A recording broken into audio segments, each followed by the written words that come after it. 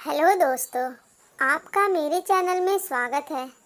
तो आइए शुरू करते हैं माय हॉरर स्टोरी। मेरा नाम प्रिया है, प्रिया बनर्जी।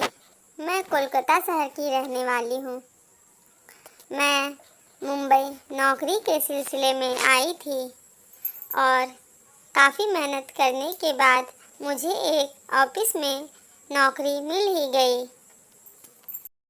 मुझे नौकरी तो मिल गई थी, लेकिन रहने का इंतज़ाम नहीं हो पा रहा था। कहीं कोई किराया ज़्यादा बता रहा था, तो कहीं मकान ही अच्छा नहीं मिल रहा था। तभी हमारे ही ऑफिस में रहने वाले एक वॉचमैन ने मुझसे कहा, मैडम, मेरे नज़र में एक फ्लैट है, लेकिन वो काफ़ी दिनों से बंद पड़ा है और उसका रेंट भी कम है। क्या आप उस फ्लैट में रहेंगी? अगर आप कहे तो मैं बात कर लेता हूँ। हाँ हाँ, क्यों नहीं। अगर तुम मुझे वो फ्लैट दिला दो तो तुम्हारा बहुत ही एहसान होगा मुझ पर। वैसे भी मुझे रहने के लिए बहुत दिक्कत हो रही है। वॉचमैन ने मुझसे कहा, ठीक है मैडम, मैं आज ही बात कर कर आपको मकान दिलवा दूंगा। अगले ही दिन वॉचमैन ने मुझे मकान मालकिन के साथ वो फ्लैट दिखाया। वो फ्लैट चौथे तल्ले पर था और वो एक 3 BHK फ्लैट था। तो मुझसे वॉचमैन ने कहा और मालकिन ने भी कहा, यहाँ पे एक रूम है जिस पर लिखा है रूम नंबर 666। इस रूम को कभी मत खोलना, कभी मत खोलना।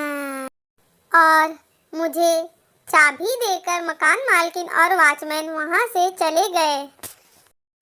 उस फ्लैट को देखकर ऐसा लग रहा था कि ये बहुत दिनों से बंद पड़ी है और यहाँ पे गंदगी भी बहुत थी। तो मैंने सोचा क्यों ना ऑफिस से एक दिन की छुट्टी ले लूँ और इसको सफाई भी कर दूँगी और मैं थोड़ा आराम भी कर लूँगी। मैंने अगले ही दिन ऑफिस से छुट्टी ले ली और मैं घर की सफाई में जुट गई।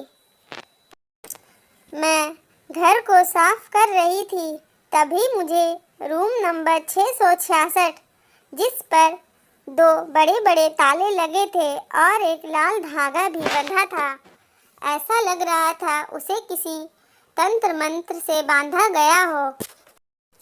जैसे ही रूम नंबर 666 के पास मैं पहुंची तो मुझे अजीब सी आवाज़ें आने लगी। अरे प्रिया, प्रिया, क्या यहाँ पे सफाई नहीं करोगी? क्या इस रूम के अंदर नहीं आओगी? देखो यहाँ पे कितनी धूल जमी हुई है। अरे यहाँ भी सफाई कर लो। मैं उस रूम को खोलने ही वाली थी कि मुझे बाहर से डोरबेल की आवाज़ आई और मैं बाहर चली आई। मैं जैसे ही बाहर आई तो मैंने देखा दूध वाला आया हुआ था और मुझसे कह रहा था, मैडम दूध ले लीजिए। मुझे थोड़ा तो अजीब लगा क्योंकि अभी रात के 9 बज रहे थे और मैं दूध लेकर अंदर चली गई। जब मैं अंदर आई तो मुझे फिर से आवाज़ आ रही थी, प्रिया, प्रिया, इस कमरे का चाबी उस पेंटिंग के पीछे है, उस पेंटिंग के पीछे जो तुम्हारे सामने वाले दीवार पे टंगी हुई है। मैंने जैसे ही वो पेंटिंग हटाया तो मुझे एक बड़ी सी चाबी मिली।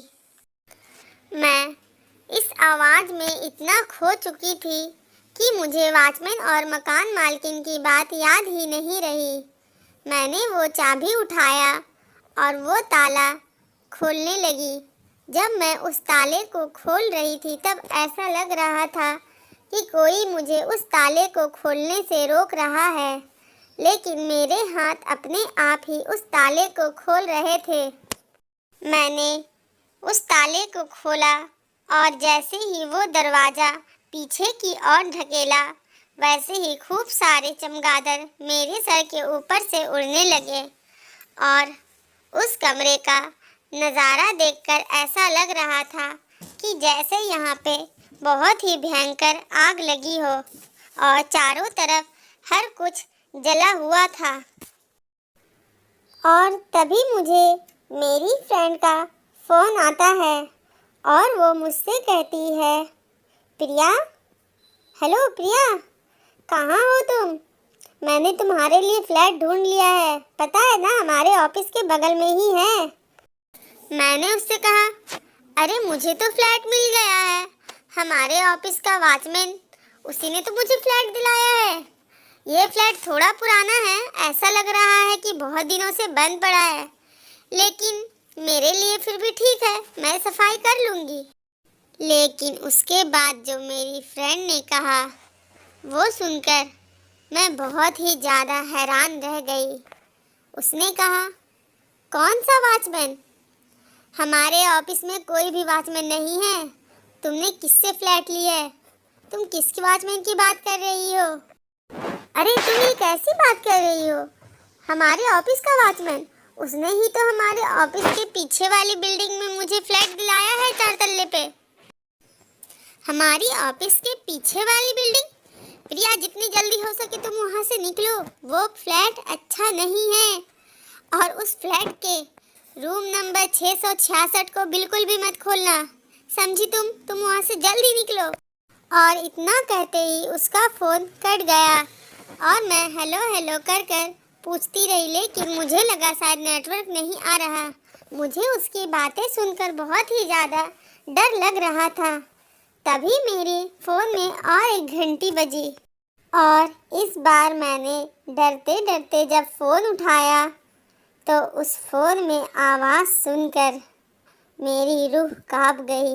ये किसी और का फ़ोन नहीं था, बल्कि उसी वॉचमैन का था, और वो मुझसे कह रहा था, दीदी, मैं तो आपको बताना ही भूल गया, इस फ्लैट में जितने भी लोग रहते थे सभी जलकर मर चुके हैं। अब यहाँ पे कोई भी नहीं रहता है और यहाँ पे सिर्फ आत्मा रहती है। हा हा हा हा। वॉचमैन के इतना कहते ही उसका फ़ोन कट गया और मेरी फ़ोन में फिर से एक रिंग बजी। इस बार मुझे फ़ोन उठाने की हिम्मत भी नहीं हो रही थी, लेकिन मैंने जैसे तैसे फ़ोन उठाया। मुझे लगा शायद मैं किसी से मदद मांग सकूं। इस बार फ़ोन में और कोई नहीं बल्कि मेरे घर की मकान मालकिन थी। उसने मुझसे कहा, अरे बेटा, मैंने तुमसे कमरा नंबर 666 खोलने के लिए मना किया था ना, तुमने उसे क्यों खोला? बताओ, तुमने उसे क्यों खोला? और फिर मकान मालकिन ने मुझे सारी घटना बताई। बेटा, इस बिल्डिंग में काफ़ी सालों पहले आग लगी थी, जिसमें सारे लोग जल कर मर चुके थे, और उनकी आत्मा आस पड़ोस के लोगों को हमेशा परेशान करती थी।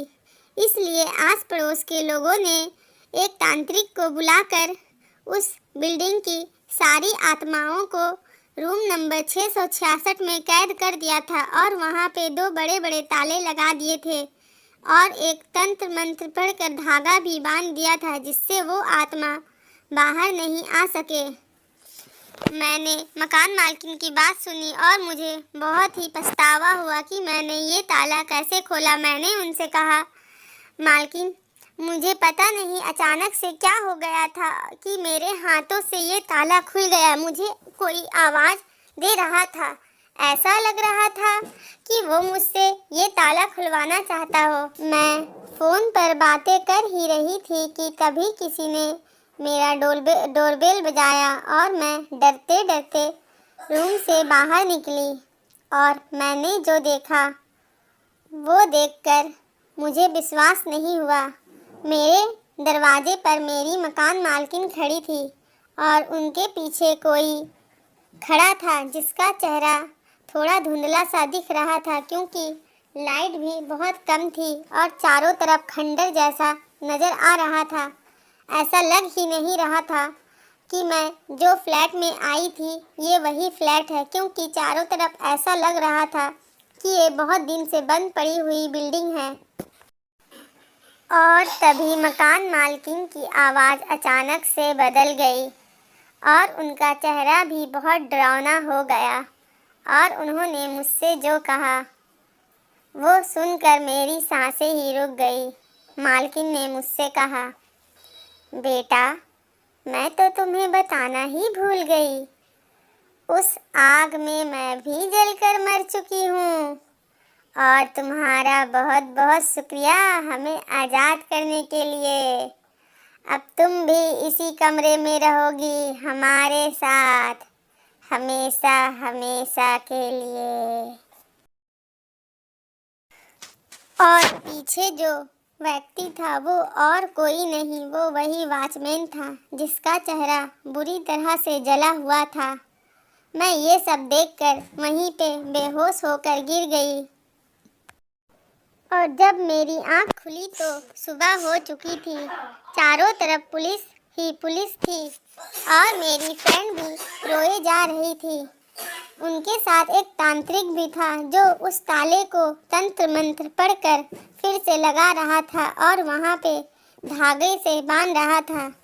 मैंने उससे कहा, अरे तुम आ गई, मुझे पता था तुम ज़रूर आओगी, तुम्हारा बहुत बहुत शुक्रिया। लेकिन उसने मेरी बातों का कोई भी जवाब नहीं दिया, वो सिर्फ रोए ही जा रही थी। मैंने उसके कंधे पर हाथ रखा लेकिन मेरा हाथ उसके कंधे के आर पार हो रहा था। मैं बहुत डर चुकी थी, मुझे कुछ समझ नहीं आ रहा था। तभी मैंने पीछे मुड़कर देखा तो 2-4 पुलिस वाले किसी लड़की की डेड बॉडी की शिनाख्त कर रहे थे और मैंने सामने जाकर जैसे ही देखा तो मैं देखकर दंग रह गई।